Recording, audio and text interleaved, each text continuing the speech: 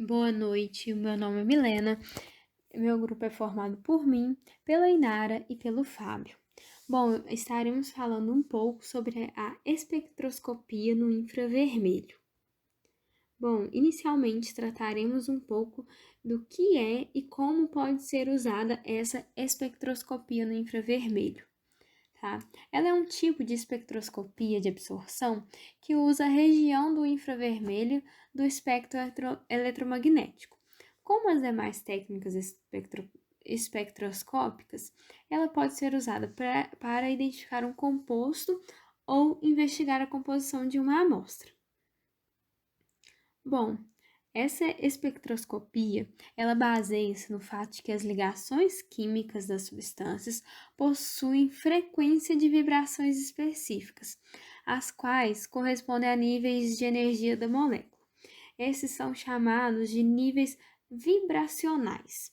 Se a molécula receber radiação eletromagnética com exatamente a mesma energia de uma dessas vibrações, então a sua luz será absorvida, desde que sejam atendidas as determinadas condições. Bom, para que ocorra a vibração da ligação química e essa apareça nesse espectro do infravermelho, a molécula ela vai precisar sofrer uma variação no seu momento dipolar, devido à vibração. Bom, essa espectroscopia, ela é uma técnica de importância nas análises químicas e fisicoquímicas, sendo amplamente utilizada nas áreas de química de produtos naturais, sínteses e transformações orgânicas. Bom, agora que falamos um pouco sobre o que é e no que ela se baseia, falaremos agora do nosso artigo que escolhemos. O artigo escolhido é o Espectroscopia no Infravermelho, uma apresentação para o ensino médio. Bom, os autores são Diego de Oliveira Leite e Rogério Junqueira Prado. Foi publicado na Revista Brasileira de Ensino de Física, no volume 34, número 12, número 2, no ano de 2012. Bom, um pouco sobre a introdução desse artigo diz que esse tema ele é considerado um pouco específico e complexo para ser lecionado.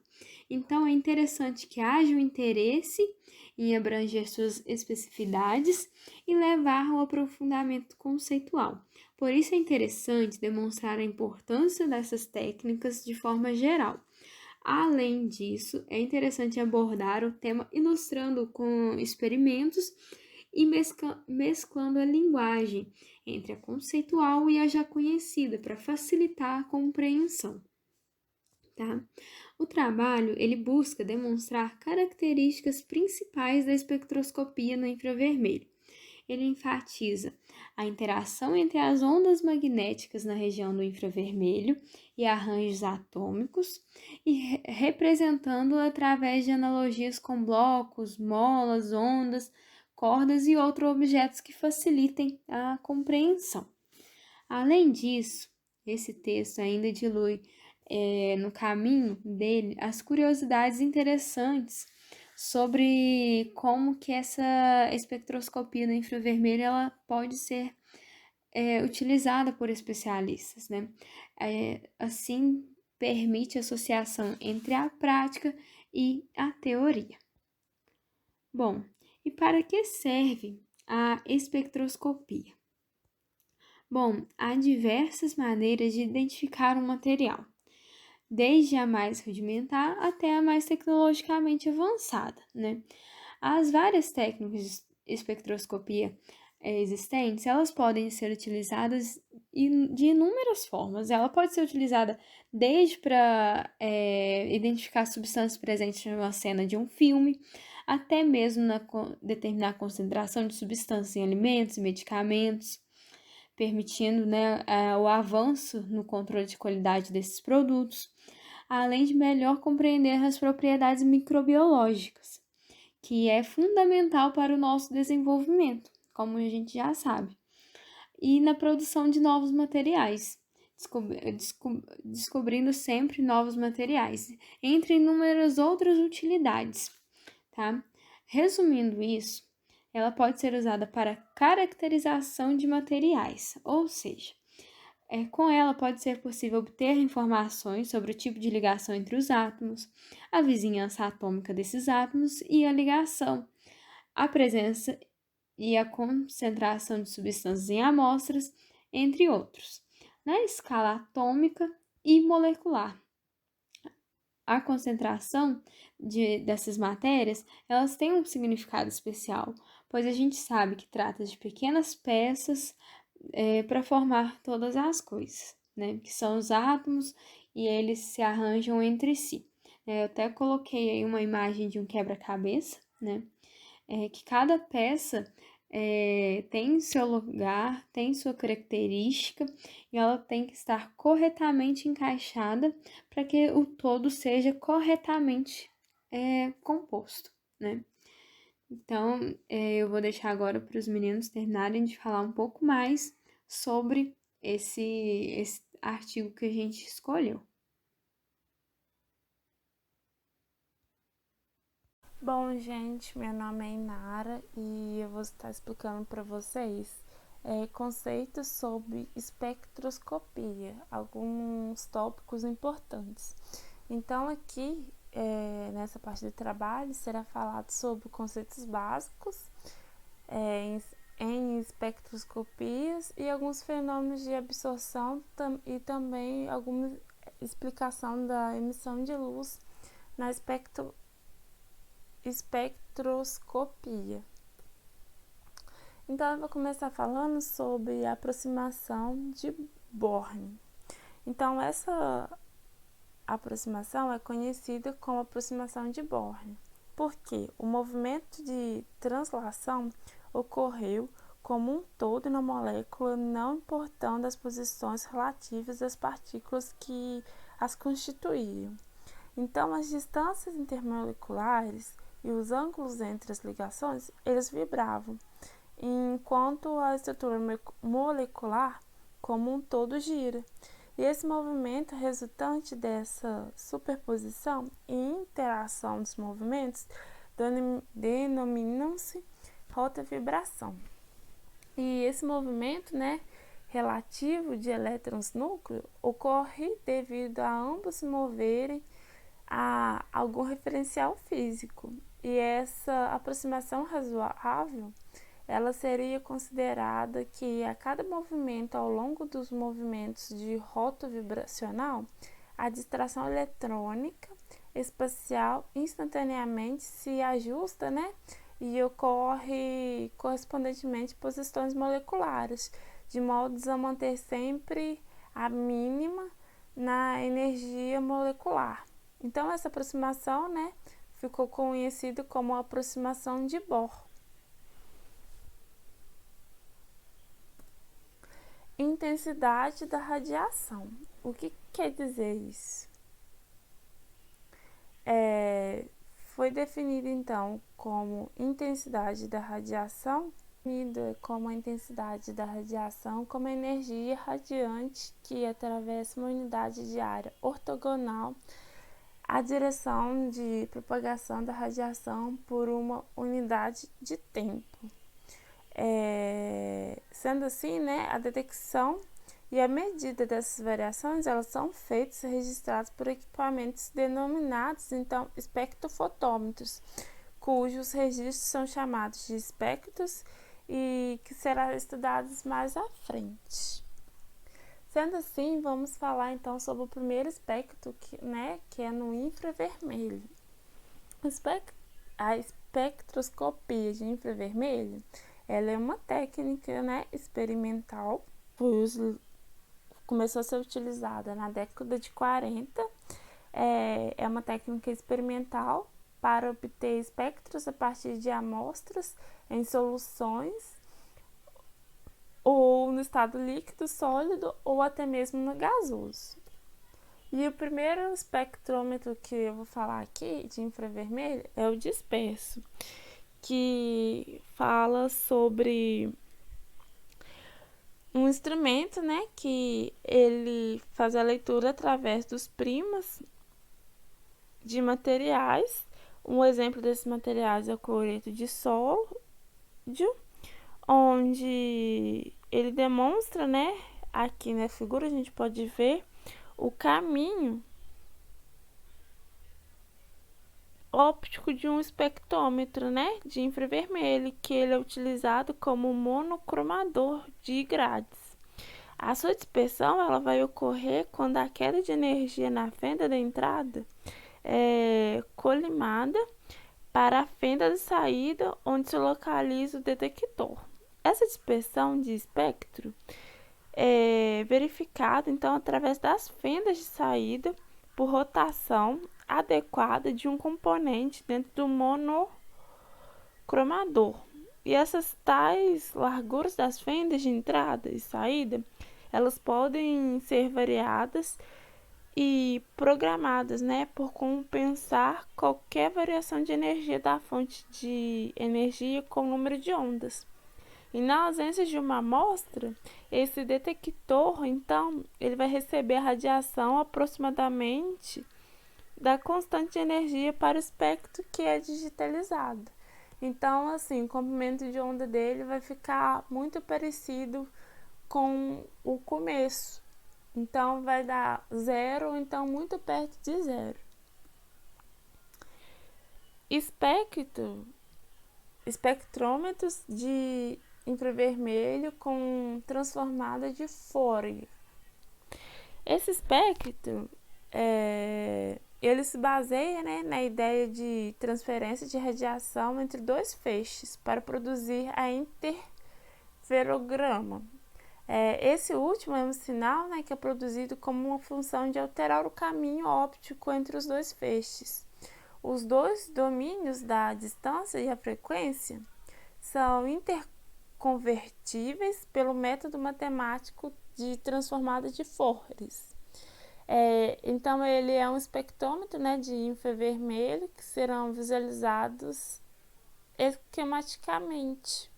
E a sua radiação ela vai sair da fonte através de um interferômetro para a amostra antes de atingir, né, um detector.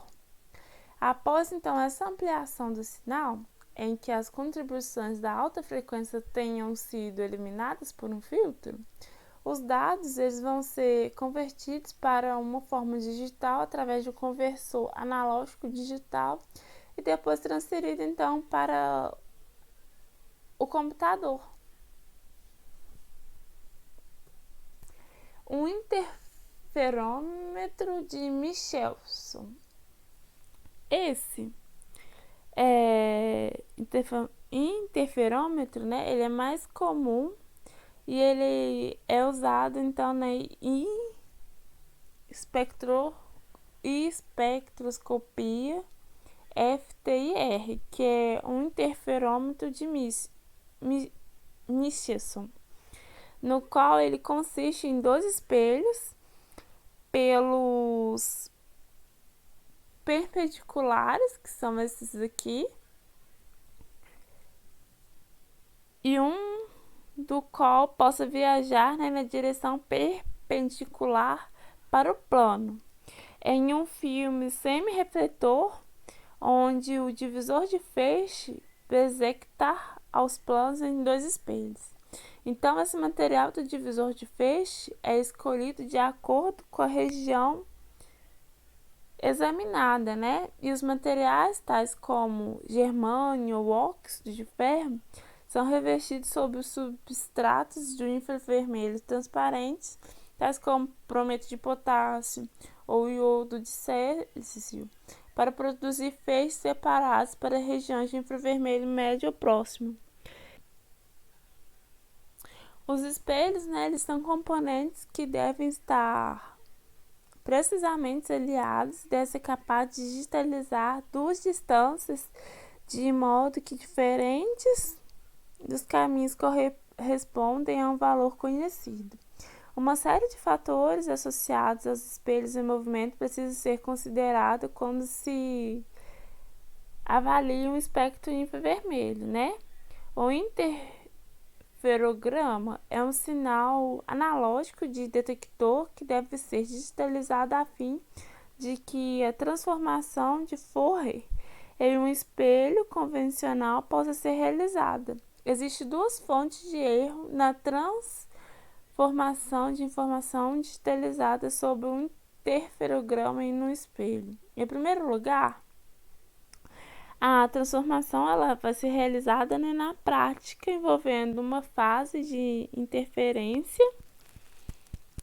A transformação realizada na prática ela vai envolver uma fase de integração ao longo de um deslocamento finito, em vez de um deslocamento infinito. Então, essa transformada de Fourier assume limites infinitos.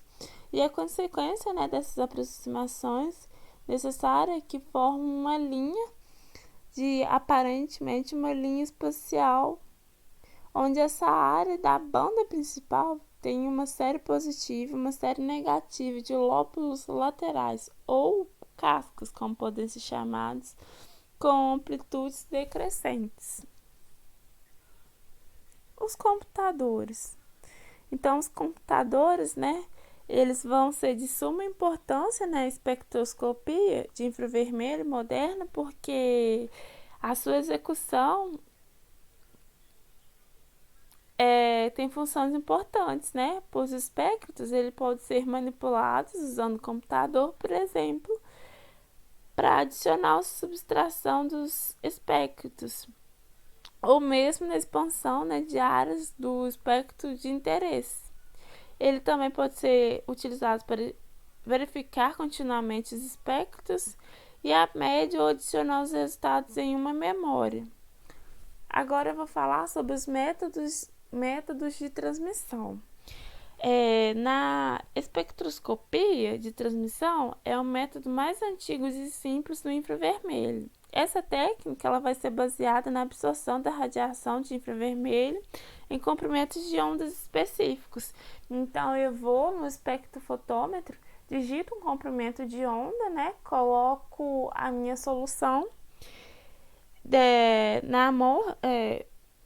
coloco a minha solução, minha amostra, e depois que eu digito esse comprimento de onda, vai ser possível analisar as amostras em líquidos, sólidos ou gases. A espectroscopia do infravermelho, ela origina-se da interação entre a radiação e matéria, onde os fótons com a frequência correspondente à região do infravermelho incidem sobre as moléculas, fazendo com que elas comecem a vibrar pela ressonância. Então, esse fenômeno ele pode ser medido indiretamente por um espectrofotômetro, onde esse equipamento ele é capaz de medir a quantidade de energia absorvida e transformar essa informação em um sinal elétrico, que será tratado por um programa de computador. E também é muito importante destacar que os fótons do infravermelho não têm a energia suficiente para romper as ligações químicas.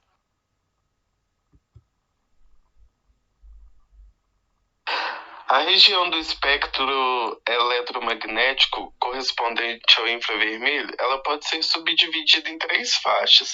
O infravermelho, que é perto de 14.294 mil. O infravermelho médio, que é entre 4.400, e o infravermelho distante, que é entre 700 e 200. A maioria das análises químicas elas são realizadas na faixa correspondente do infravermelho médio. Para a gente entender como que a radiação interage com a matéria, então nós podemos tomar como exemplo um sistema físico conhecido como massa-mola, onde os átomos são as massas e as ligações são as molas.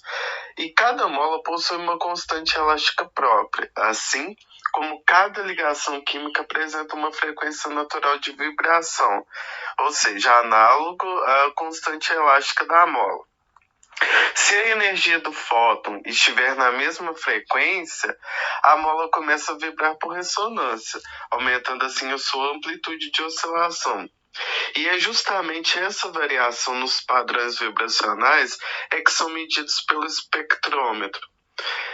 Como cada ligação apresenta padrões próprios, a espectroscopia se torna uma ferramenta bastante útil para estudar os compostos químicos, especialmente os orgânicos.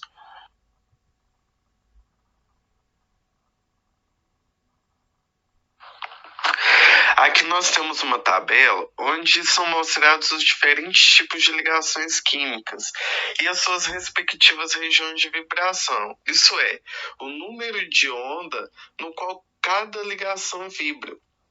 E, portanto, ele pode ser identificado em um espectrograma. Como pode ser visto, né, uma ligação de oxigênio com hidrogênio encontra-se na faixa de 3.500. Então, logo nós podemos esperar que o grupo dos álcools apresente um sistema analítico nessa região, por exemplo, né? E o nosso artigo estudado usa como exemplo para ilustrar a importância do espectroscopia no infravermelho a possibilidade de estudar a composição química da atmosfera de corpos celestes, sem a necessidade de ir até eles, ou até mesmo de buscar amostras por meio de robôs. Na figura ao lado, nós vemos os espectros de absorção da atmosfera de 3 planetas, Vênus, Terra e Marte.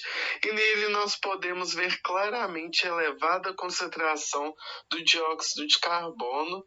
Na atmosfera terrestre, nós ainda temos a presença de água e de ozônio. E uma das grandes vantagens da espectroscopia do infravermelho, apresentada nesse artigo, é a possibilidade de fazer a análise sem destruir a amostra. E isso é bastante útil, né? Uma vez que permite refazer o experimento inúmeras vezes sem consumir uma grande quantidade da amostra que nós temos. E o artigo também traz como exemplo o espectrograma do óleo, conhecido como Nujol, um alcano de cadeia longa. Então, por se tratar de um alcano, nós sabemos que a molécula possui apenas 2 tipos de ligações químicas, né? Carbono-hidrogênio e carbono-carbono. Voltando à tabela mostrada no slide 21, nós podemos notar uma correspondência entre os picos mostrados no gráfico e a respectiva ligação química. No caso do carbono-hidrogênio, entre 2.900 e o carbono-carbono na faixa de 1450. Então vale ressaltar que se houvesse qualquer outro sinal nesse espectrograma, se trataria de um possível contaminante. E o autor, né, ele usa a espectroscopia no infravermelho como forma de motivar os alunos do ensino médio a estudar. Então, para isso, ele busca ressaltar os aspectos interdisciplinares dela, falando da importância dessa técnica em ciências como a astronomia e a ciência forense.